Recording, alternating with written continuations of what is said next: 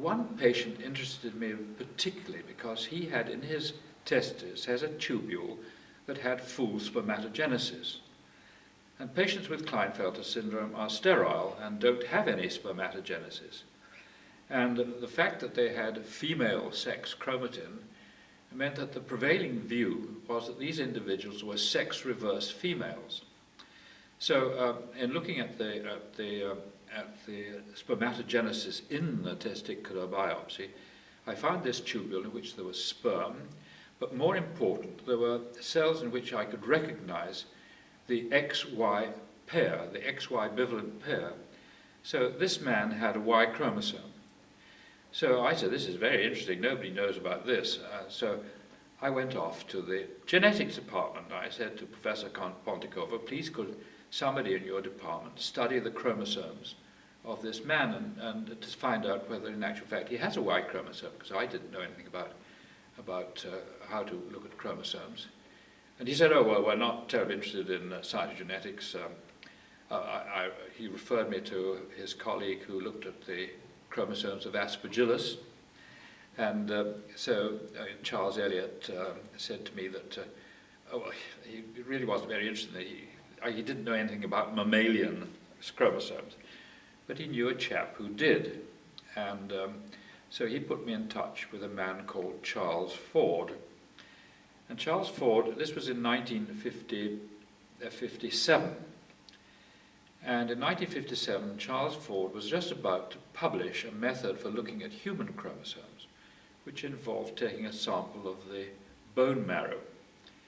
And Charles said to me, well, look, I haven't published the method yet, we're still working it out. Pat Jacobs is with me, we're working this together with a man called Dr. Laszlo Leiter, who was a hematologist, hence the bone marrow. And so I'll let you know when the method is ready. But meanwhile, what you can do is if you've got any more of these interesting people, I've never heard of them before, you can look at, if you can take a little bit of bone marrow from them, you can look at the chromosomes yourself.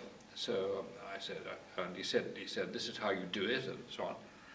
And so I tried, and of course, every time my urologist friend who was doing these biopsies, every time he did a biopsy on a Klinefelter patient, he gave me a little bit of tissue so that I could look at the chromosomes in the testes, and also allowed me, after permission of the patient of course, to make a little hole in the patient's sternum, right here, and so I could remove with a syringe some bone marrow. And my bone marrow preparations were terrible, were absolutely awful. So I could see chromosomes occasionally. I didn't know how to count them, and one chromosome looked much the same as another, and there was a lot of dust in the preparation, and it was really very difficult.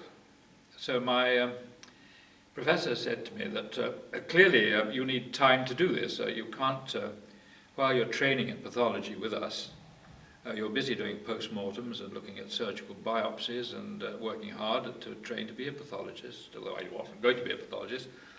I'll see if I can find a place where you can have time to do this. So to cut a long story short, he knew somebody who knew somebody called Victor McKusick, who knew that Victor McKusick was recruiting medical specialists to form a new division of medical genetics in Johns Hopkins Hospital. And again, to cut a very long story short, I was in the summer of 1958, I was interviewed by Victor McKusick in Liverpool, in the Adelphi Hotel in Liverpool. And Victor was able to offer me a job immediately. He said he'd like me to come and be a fellow immediately. And I said, I'm sorry, we're working on these Klinefelter patients. I have to get my work published, but I hope to be finished by December.